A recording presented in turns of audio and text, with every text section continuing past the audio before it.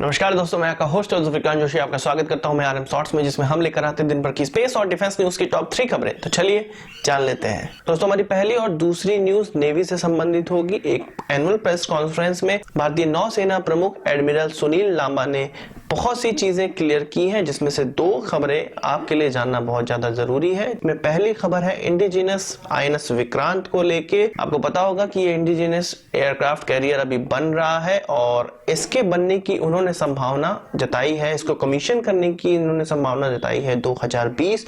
और साथ ही साथ उन्होंने पहली बार और इंडिया में पहली बार अनाउंसमेंट हुआ है आईएनएस विशाल का।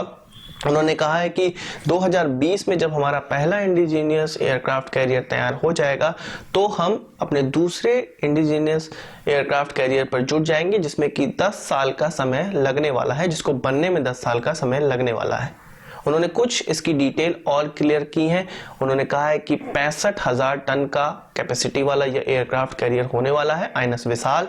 लोग कह रहे थे कि इसमें न्यूक्लियर पावर्ड एयरक्राफ्ट कैरियर होने वाला है, तो उन्होंने इस चीज का खंडन किया है। मैंने कुछ पुरानी न्यूज में भी आपको बताया था कि यह न्यूक्लियर पावर्ड नहीं होने वाला है। इसी प्रकार उन्होंने भी कह दिया है कि यह न्यूक्लियर पावर्ड नहीं होने वाला है। इसमें इस्तेमाल होगा कैटोबार लॉन्च और रिकवरी सिस्टम, मतलब इसके डेक पे कैटोबार सिस्टम लगाया जाएगा, जो कि अधिकतर अमेरिकन नेवी इस्तेमाल करती है। और इसमें प्रपल्जन के लिए इस्तेमाल किया जाएगा ईमल्स सिस्टम, जिसके बारे में मैं आपको बता रहा था कि यह भी अमेरिकन नौसेना ही इस्तेमाल करती है, जिसका निर्माण किया है, जिसका प्रवर्धन किया है जनरल एटॉमिक्स ने, जो कि अमेरिका की है एक कंपनी है। तो बहुत ढेर सारी पिक्चर्स की क्लियर कर दी है। जितना हम लोग कयास लगाते आ रहे थे, पुरानी न्यूज में सुनते आ रहे थे, वो सारी चीजें अब एडमिरल सुनील लांबा ने पूरा क्लियर कर दिया है। तो हमारे देश का पहला इंडिजीनियस एयरक्राफ्ट कैरियर 2020 में हमें मिलेगा और दूसरा 2020 से ही बनना स्टार्ट हो जाएगा। बढ़ते हैं इसी प्रेस कॉन्फ्रेंस की दूसरी खबर की ओर, जो कि आपके लिए बहुत ज्यादा महत्वपूर्ण है और आप में से बहुत से लोग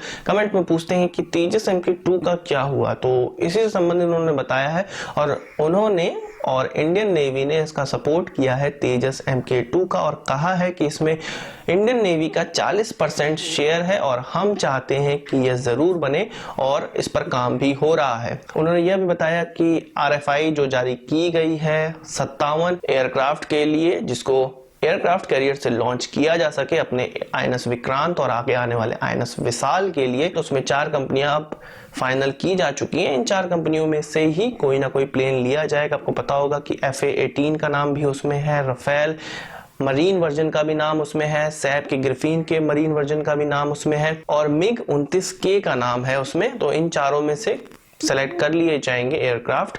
और उन्होंने कहा है कि जो हम पिछला तेजस नहीं ले पाए, जिसको हमने रिजेक्ट किया, वो इस कारण से रिजेक्ट किया क्योंकि वो डेक से टेक ऑफ नहीं कर सकता था और हमें डेक से टेक ऑफ करने वाला एक हल्का एयरक्राफ्ट चाहिए था। इस कारण से उसको रिजेक्ट किया गया था, जो कि पुरानी एक घटना थी, आप लोग सब जानते होंगे।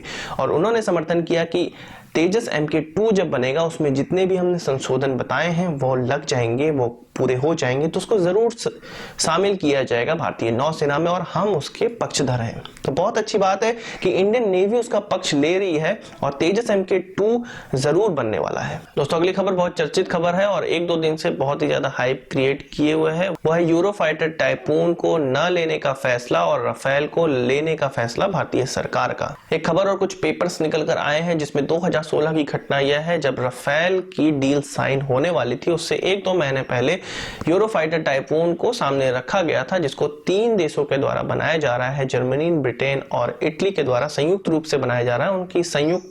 उनके देश की कंपनियां संयुक्त रूप से इसको बना रही है, तो उसको सामने रखा था और रफेल से बहुत कम दाम पे रखा था। रफेल का जहां दाम है 197 मिलियन यूरो, तो वहीं टाइपून का दाम था 132 मिलियन यूरो। तो बहुत ज्यादा अंतर है और उन्होंने कहा था कि 126 प्लेन अगर आप खरीदेंगे तो 17 बिलियन यूरो में आपको दे दिया जाएगा और रफेल हमें मिला है, जो 36 रफेल खरीदे गए वो 7 बिलियन यूरो में मिला है। तो यह एक बहुत विवाद का फैसला बन गया है कि रफेल को क्यों लिया गया जबकि यूरोफाइटर टाइपून सस्ते दाम पे मिल रहा था। तो मुझे लगता है कि यहाँ पर एयरफोर्स का अपना क्राइटेरिया होगा, जिस क्राइटेरिया को रफेल ने पास किया होगा और टाइपून ने पास नहीं किया होगा। और दूसरी बात, यहाँ पर हम देखते हैं कि 126 टाइपून हमें लेने होंगे और 36 यहाँ पर गवर्नमेंट ने लेने का फैसला किया है।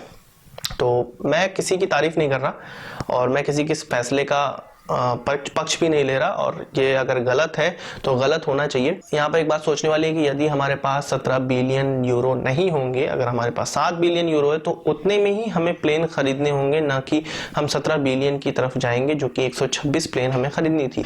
और यदि हमें 126 प्लेन राफेल भी खरीदना होता तो वो भी शायद थोड़ा सस्ता मिल जाता।